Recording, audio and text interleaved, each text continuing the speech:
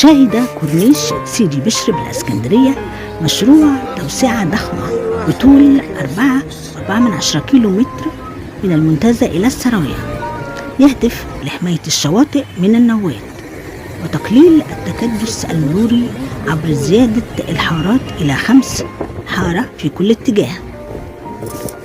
عن مشروع التوسعة يشمل توسعة الكورنيش ناحية البحر ليصل عرض الطريق إلى 32.5 متر ب5 حارات مرورية في كل اتجاه. ويتضمن المشروع حماية بحرية لسور الكورنيش الجديد وإنشاء 17 بوابة دخول للشواطئ بها دورات مياه وأماكن استحمام.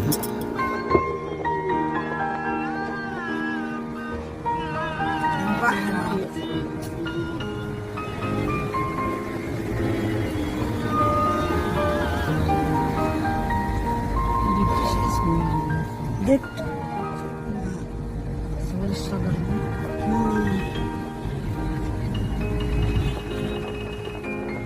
خلاص كده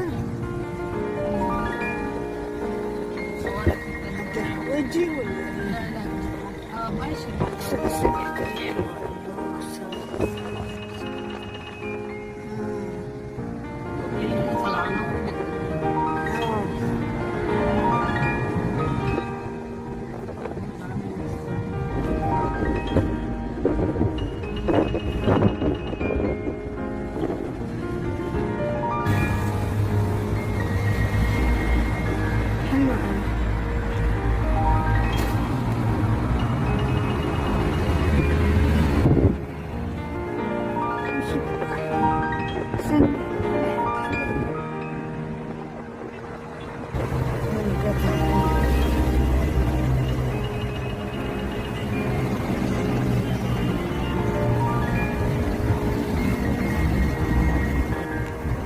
كل ده سيدي بشر.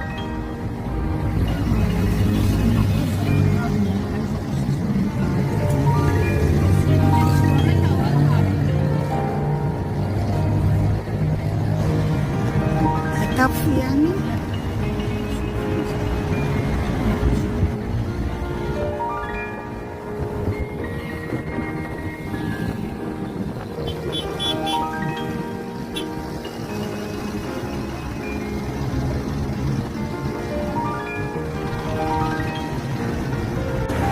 عروس البحر المعروف سابقا بشاطئ سيدي بشر واحد المميز، أحد أبرز شواطئ الإسكندرية المميزة، ويقع في منطقة سيدي بشر بحري أمام حديقة جامع سيدي بشر، ويتميز بكونه شاطئا عائليا منظما ويتاح للأفراد أيضا والعائلات، ويوفر خدمات كراسي شماسي دورة مياه وحدات خلع ملابس بتكلفة تذكارية تبلغ 15 جنيها للفرد.